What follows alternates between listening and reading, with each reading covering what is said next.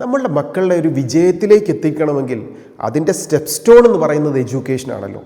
അപ്പോൾ ആ എഡ്യൂക്കേഷനിൽ നമ്മുടെ കുഞ്ഞുങ്ങളെ ഒരു അപ്പാക്കാൻ നമുക്ക് സാധിക്കുമോ? അതാണ് നമ്മളിന്ന് ചിന്തിക്കുന്നത്. നമ്മുടെ കുട്ടികളെ ഒന്ന് നോക്കിയാൽ അവർക്ക് ടാലൻ്റ് ഉണ്ട്, സ്കില്ലുണ്ട്. ടാലൻ്റ് എന്ന് പറയുന്നത് ബൈ ബർത്ത് കിട്ടുന്നതാണ്. എക്സാമ്പിൾ, ഇപ്പോൾ ഗാനഗന്ധർവനായ യേശുദാസിനെ സംബന്ധിച്ചിടത്തോളം അദ്ദേഹത്തിൻ്റെ ടാലൻ്റാണ് ആ ഏറ്റവും നന്നായിട്ട് പാടുക എന്നുള്ളത്. അപ്പോൾ അത് നമ്മൾ എത്ര പ്രാക്ടീസ് ചെയ്താലും ആ ഒരു പൊസിഷനിലേക്ക് എത്തുക എന്ന് പറയുന്ന ഒരല്പം ഡിഫിക്കൽട്ടാണ്. Then രണ്ടാമത്തതാണ് skill. സ്കില്ലിൽ വരുന്നതാണ് എഡ്യൂക്കേഷൻ, ബിസിനസ്, നമ്മുടെ സ്പീച്ച്. ഒരു വിദ്യാർത്ഥിയെ സംബന്ധിച്ചിടത്തോളം നന്നായിട്ട് പ്രസംഗിക്കാൻ ആഗ്രഹമുണ്ട്, പക്ഷേ ഭയങ്കര ഫിയറാണ്.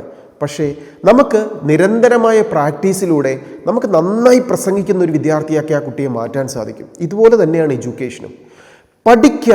പഠനത്തിൽ ഏറ്റവും ബെസ്റ്റാക്കാൻ നിരന്തരമായ പരിശ്രമത്തിലൂടെ തീർച്ചയായും സാധിക്കും. പക്ഷേ അവിടെ 50% എനിക്കത് വിജയിക്കണം, പഠനത്തിൽ എക്സൽ ചെയ്യണം എന്ന് ആഗ്രഹിക്കേണ്ടത് ആ വിദ്യാർത്ഥിയാണ്. എക്സ്റ്റേണലായിട്ട് നിൽക്കുന്ന ടീച്ചേഴ്സോ പേരൻസോ അവരുടെ റോള് വളരെ കുറവാണ്. അവർ ഗൈഡ് ചെയ്യാനും മോട്ടിവേറ്റ് ചെയ്യാനും ഒക്കെ സാധിക്കുകയുള്ളൂ.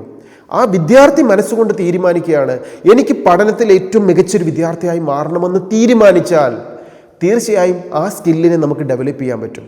അപ്പോൾ ഈ എഡ്യൂക്കേഷനിൽ ബെസ്റ്റ് ആകണമെങ്കിൽ തങ്ങളുടെ കോൺസെൻട്രേഷൻ ഇമ്പ്രൂവ് ചെയ്തുകൊണ്ട് ഫോക്കസിങ് ബെസ്റ്റ് ആക്കിക്കൊണ്ട്, ഇതൊക്കെ അറിയാം, ഇതെല്ലാം തന്നെ നമുക്ക് ഇമ്പ്രൂവ് ചെയ്യാൻ പറ്റുന്ന സ്കില്ലുകളാണ്. അപ്പോൾ നമ്മുടെ സ്കില്ലിനെ, നമ്മുടെ പേഴ്സണാലിറ്റിയെ ഇമ്പ്രൂവ് ചെയ്യാമെന്ന് മനസ്സിലാക്കിക്കൊണ്ട് അതിന് വേണ്ട നിരന്തരമായ പരിശ്രമം ഒരു കുഞ്ഞിലേക്ക് എത്തിച്ചാൽ, അല്ലെങ്കിൽ ആ കുഞ്ഞത് തീരുമാനിച്ചാൽ തീർച്ചയായും വിജയം നമ്മുടെ കൈപ്പിടിയിൽ ഒതുക്കാൻ സാധിക്കും.